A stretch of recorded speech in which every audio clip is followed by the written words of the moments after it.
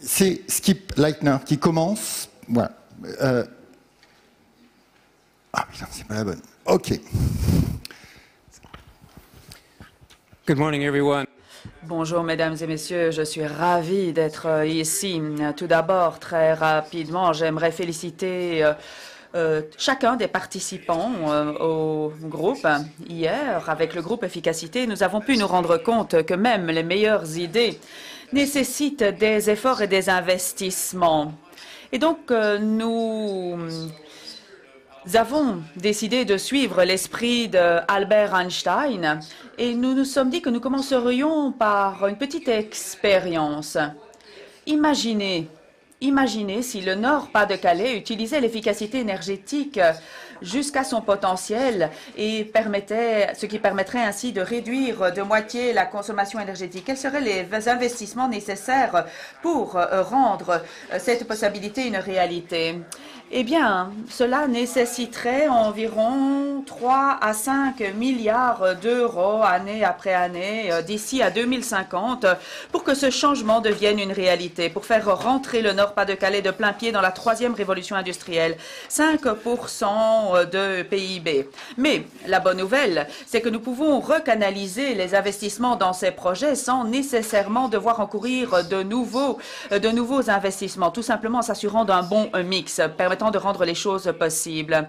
La question qui se pose est de savoir quels sont les avantages. Les nombres tendent à suggérer que si le Nord-Pas-de-Calais emprunte ce chemin et qu'on sent des investissements supplémentaires dans l'énergie renouvelable, et bien d'ici à 2050, cela pourrait augmenter le PNB pour la région de 3 à 5 milliards d'euros par an. Et d'ici à 2050, cela permettrait d'apporter quasiment 20 milliards d'euros au niveau de la région. Évidemment, ça ne va pas se faire du jour au lendemain, ça va nécessiter des efforts, ça va nécessiter des investissements et un certain nombre d'engagements de la part de la région. J'espère vous avoir donné une idée de l'ampleur de ce dont nous parlait et de l'impact que cela pourrait avoir, notamment au niveau des emplois. Je passe la parole à mon collègue. Le premier point était de définir ce dont on parle en termes d'efficacité énergétique. Donc il y a deux aspects. Le premier, c'est à service rendu identique, voire meilleur, minimiser les consommations des systèmes. Deuxième point, dans l'efficacité énergétique, c'est s'engager dans la transition énergétique en consommant moins et mieux. C'est un principe de sobriété. Et ça nous a amené à distinguer deux principes. Deux choses, une efficacité énergétique directe sur laquelle nous pouvons agir par des comportements, des choix techniques d'organisation, du matériel, et l'efficacité énergétique, là, qui est beaucoup plus liée par les choix organisationnels, notamment collectifs, la planification, l'urbanisation, etc. La spécificité du Nord-Pas-de-Calais, on y revient très rapidement sur le camembert de gauche. On s'aperçoit que par rapport à la moyenne nationale, le poids des consommations dans l'industrie est très important puisqu'on est quasiment à 50% pour l'industrie. Alors évidemment, on se compare à un poids relatif français qui est plutôt de l'ordre de 30% pour l'industrie. Donc c'est un point à prendre en compte dans les objectifs qui vont être que l'on a suggérés à l'équipe Rifkin. Ces objectifs sont liés au plan climat et au SRADDT concernant le facteur 4. Donc nous allons détailler ces objectifs maintenant. Alors, si à l'horizon 2020, il y a bien des objectifs sectoriels, notamment sur 3 d'entre eux que nous avons dans le schéma, à savoir un effort d'efficacité énergétique de 12% pour l'industrie, de 23% pour le résidentiel et le tertiaire, et de 32% pour les transports, nous ne sommes pas dans une perspective facteur 4 et il faut donc aussi avoir un scénario à l'horizon 2050 avec des objectifs qui ont fait l'accord dans les échanges que nous avons pu avoir, notamment sur le fait d'avoir un objectif de réduction de 60% pour le bâtiment à l'horizon 2050 et ceci passe par une stabilisation des mètres carrés pour l'habitat, un nombre de réhabilitations de 40 000 par an avec une division par 4 des besoins de chauffage ainsi que des réhabilitations du tertiaire et un objectif de 50% de performance d'amélioration de performance énergétique des équipements électriques. Et dans l'industrie, c'est là, et nous y reviendrons, la nécessité d'ouvrir sur d'autres modèles économiques pour pouvoir parler d'éco-conception, d'économie circulaire et industrielle, d'économie de la fonctionnalité. Et à partir de là, on peut se redonner des objectifs, comme par exemple l'idée qu'en 2035, 100% des biens et services de cette région soient éco-conçus, ou en 2050, 70% des besoins énergétiques satisfaits pour la production des biens et services soient issus d'énergie fatale. C'est là où on voit un processus d'efficacité énergétique ou d'ENR, et là on ouvre sur un autre pilier. Nous y reviendrons. Alors, quelques points ont fait l'objet de discussions un petit peu plus approfondies, notamment hier après-midi. Le premier point, c'est de bien prendre en compte l'ensemble des coûts des services énergétiques. Il y a non seulement les coûts d'achat, mais aussi tous les coûts indirects qui touchent les problèmes de santé, d'environnement, social, et les coûts d'adaptation liés au changement. Et la grande question, c'est quel est l'impact sur l'économie des choix d'efficacité énergétique qui sont faits. Deuxième problème, il faut concilier le long terme et le court terme. À titre d'exemple, un débat est apparu notamment dans la réhabilitation des logements, en disant que c'est pas parce qu'on va changer l'enveloppe qui doit mobiliser des tas de gros moyens financiers et qui prend du temps, mais aussi il faut travailler sur la gestion des équipements. Autre point de discussion, c'est sur l'effet rebond. Cet effet rebond est estimé à 50% sans stratégie d'accompagnement, mais les experts estiment qu'on peut le ramener à 10-15% avec une stratégie d'accompagnement. Ceci n'est pas neutre dans les choix et les stratégies qui seront arrêtées. Enfin, dans l'industrie, Christophe vient de le dire, c'est un petit peu difficile, notamment pour 2050. On sait que à un tel horizon, c'est quand même assez compliqué de définir des objectifs d'économie d'énergie. Par contre, effectivement, il faudra prendre en compte un certain nombre de modèles qui vont apparaître, comme l'éco-conception, l'économie circulaire et l'économie de la fonctionnalité. Au risque de faire redite, si on parle de l'industrie, c'est bien parce qu'il faut se rappeler le référentiel qui est le nôtre dans le Nord-Pas-de-Calais. On ne peut pas rater l'industrie dans le Nord-Pas-de-Calais si on parle efficacité énergétique et consommation énergétique. De ces points de discussion, les 4 qui ont dégagé globalement des convergences, nous en arrivons à des recommandations. Des recommandations qui portent prioritairement sur 3 secteurs clés. L'habitat et le tertiaire. Vous voyez bien que c'est le bâtiment, mais pour autant on les différencie, parce que ce n'est pas les mêmes solutions dans l'habitat que dans le tertiaire, avec un usage complètement différent du bâti. Et l'industrie, on y revient. Pour structurer les recommandations, il nous a semblé qu'on pouvait avoir une approche en termes de demande et offre. De demande, pourquoi? Parce que la demande, c'est ce qui nous permet de garantir qu'on parle des besoins, qu'on part des besoins et qu'on parle des besoins. Mais c'est aussi ce qui nous permet de travailler en même temps sur la sobriété. L'offre, parce que derrière, il faut apporter une réponse aux besoins d'efficacité énergétique. En termes de demande, il s'agit de travailler, de structurer la question de l'efficacité énergétique dans la durée, et donc pour ce faire, 3 points clés. L'importance du constat de départ de la qualité du diagnostic. Hier, nous nous sommes dit, si nous avons dans le Nord-Pas-de-Calais des éléments d'appui pour l'habitat, nous ne l'avons pas suffisamment dans l'industrie. Deuxième point clé, l'ordonnancement des solutions. C'est-à-dire, on ne peut pas, à partir du moment où on a trouvé une convergence entre le court et le moyen terme, il faut travailler sur l'ordonnancement pour être sûr de ne pas tuer les gisements d'économie d'énergie, de ne pas les effacer inutilement, sans être dans une perspective de conciliation du court et du moyen terme. Et la troisième, c'est une mise en œuvre des solutions qui sont les plus adaptées, ça coule de source. Du côté de l'offre, il faut, de ce fait, structurer, professionnaliser une filière qu'on a appelée efficacité énergétique, mais ça veut dire que l'efficacité énergétique imprégnant un certain nombre de filières, il faut travailler sur 4 points clés: la question de la formation, les professionnels, on voit bâtiment, on voit l'industrie, ça parle. La question du financement, avec de nouveaux mécanismes de financement, comme le tiers investisseur, ou, pour ce qui est davantage sur le tertiaire ou l'industrie, des contrats de performance énergétique, c'est-à-dire il y a un engagement sur le niveau de performance qui permet de dégager les modalités de financement. Troisième point, la garantie de cette performance, du processus de travail, de mise en place des solutions comme du résultat. Et là, il y a débat. Est-ce que ça passe par le label, la certification, etc.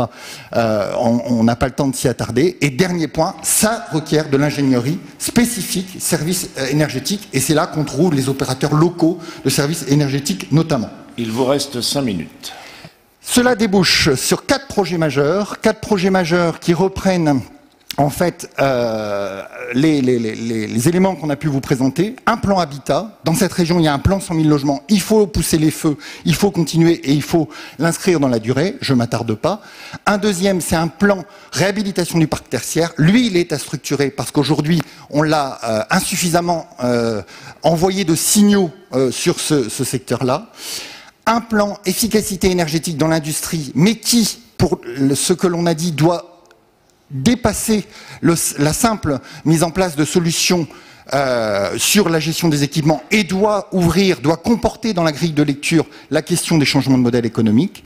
Et enfin, un plan patrimoine public dont on sait que ce n'est pas un gisement énorme en termes d'économie d'énergie, mais il a une vertu fondamentale, c'est celui de l'exemplarité pour la mise en mouvement de l'ensemble des acteurs.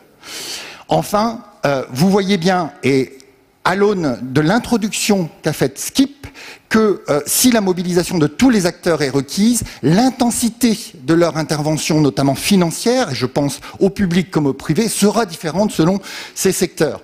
Je ne fais pas de croquis. Quand on a un taux de retour sur investissement de 10 à 15 ans, il n'est pas, alors qu'il y a des effets indirects forts à une réhabilitation, donc quand on a une approche globale telle que Skip nous y invite, il n'est pas illogique que la puissance publique intervienne. Quand on est sur des services qui ont la rentabilité économique, la puissance publique sera moins élément.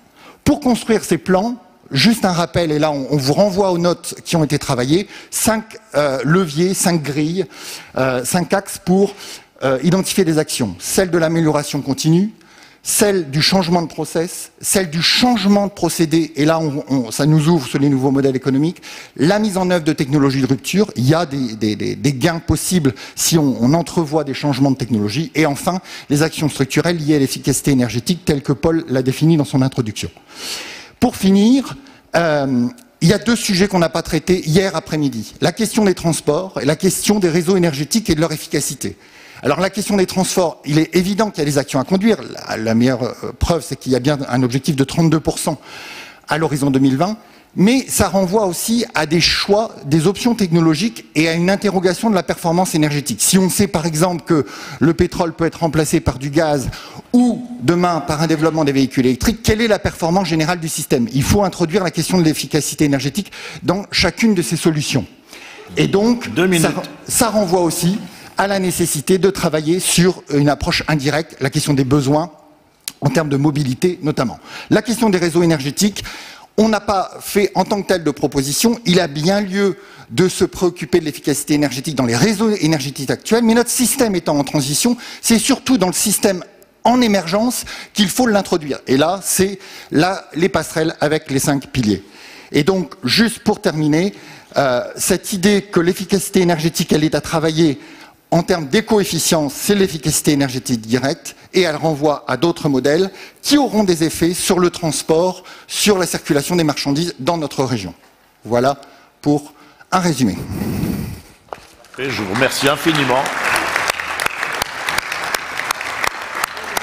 Voilà, vous avez fait la démonstration que l'on pouvait parfaitement résumer, on pourrait faire beaucoup plus, mais en un quart d'heure, toutes nos félicitations. Débat maintenant ouvert. Non, attendez. On ne vient que quand on vous appelle. Hein, c'est comme ça, c'est un peu scolaire. Bon, il y a un débat qui peut s'ouvrir pendant un bon quart d'heure. Peut-être une première question par Claude Langlais, donc, qui est le directeur de nos travaux, qui a supervisé donc, nos groupes de travail. Bonjour. Skip nous a, dès le début de son intervention, dès le début du moment où on a travaillé avec lui, annoncé l'énorme potentiel en termes d'efficacité énergétique. Je rappelle que les Suisses, dans leur plan, annoncent 54% de potentiel d'efficacité énergétique. Nous sommes à plus, on le sait, vous l'avez répété. Moi, je voudrais vous poser une question. J'ai l'impression que c'est quelque chose dont j'entends parler depuis longtemps. Quand est-ce qu'on franchit le pas? Est-ce qu'on a vraiment un effet de rupture? Est-ce qu'on est décidé à y aller? Qu'est-ce qu'il faut faire pour aller vers cette efficacité énergétique qui ne va pas de soi? Est-ce que c'est un problème comportemental sur lequel il faut porter son attention? Est-ce que c'est de la communication? Est-ce que c'est un grand plan qui porte ce nom? Qu'est-ce qu'il faut faire pour qu'on y aille? Alors, Très rapidement, je pense que effectivement c'est à la fois un problème de comportement, un problème aussi de compétences, c'est-à-dire qu'un grand plan de communication, oui, un grand plan de mobilisation de l'ensemble des acteurs, qu'ils soient particuliers, industriels, un grand plan de communication autour de l'efficacité énergétique est totalement nécessaire, mais aussi, ça a été relevé à plusieurs reprises, un grand plan de formation également. Formation pareil, formation des utilisateurs, mais aussi formation on a évoqué des artisans, de toutes les, pour le bâtiment, de toutes les parties prenantes dans les réhabilitations, et formation de tous les acteurs, y compris l'entreprise. C'est pour ça aussi qu'à un moment donné, on a évoqué un projet de mettre en place une norme ISO 50001 et de l'appliquer dans les bâtiments publics, notamment dans les lycées, où ça aurait une valeur pédagogique et un effet d'entraînement et un effet d'exemplarité. Si. Oui, je remettrai en fait l'introduction de Skip en élément de réponse à la question de Claude, à savoir, il nous faut faire prendre conscience à l'ensemble des acteurs qu'il y a des gains économiques derrière et qu'il faut les saisir. Donc c'est bien, en complément de ce qu'a dit Paul, c'est une approche globale et un signal cohérent sur cette question-là. Ce sera au cœur d'ailleurs de tous nos débats. Donc Jérémy Rifkin, puis ensuite je vous passerai la parole. Je trouve qu'il est important de ne pas considérer l'efficacité comme un silo. Ce qui est important ici, c'est que lorsque ces 5 piliers de la 3e révolution industrielle vont se mettre en place simultanément, l'efficacité sera au rendez-vous s'il y a des synergies. Ces 5 piliers vont constituer un système que je qualifierais d'intelligent, où il y a un feedback permanent provenant des big data. À chaque étape, le système va gagner en intelligence. Nous aurons des algorithmes, des recueils de données qui vont nous permettre de manière permanente de contrôler l'efficacité grâce au feedback au niveau de chacun des 5 piliers. Nous avons l'Internet de l'énergie, nous avons la grille du transport, nous avons les bâtiments producteurs d'énergie. Je trouve que c'est un excellent démarrage. Chaque fois que nous parlerons d'efficacité dans notre programme, il faut que l'on parle de productivité. J'insiste. C'est là véritablement ce qui permettra de changer la donne.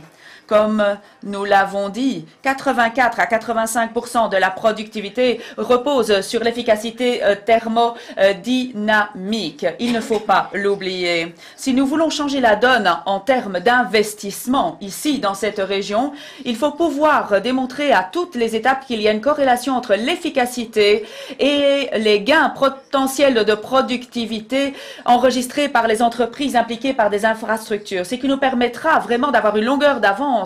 C'est si nous ne pensons pas isolément à l'efficacité, essayons plutôt de voir quelles sont les synergies entre les différents piliers et essayons de mettre en place une infrastructure qui soit intelligente, qui repose sur des feedbacks, sur des remontées d'informations, ce qui vous permettra d'améliorer votre efficacité à tous les niveaux, au niveau de la ligne de production. Et à chaque fois que l'on parle d'efficacité, il faut absolument établir une corrélation avec quels seraient les gains potentiels de productivité enregistrés par l'industrie et par le secteur. Si nous y parvenons, eh bien ce sera un excellent modèle d'investissement.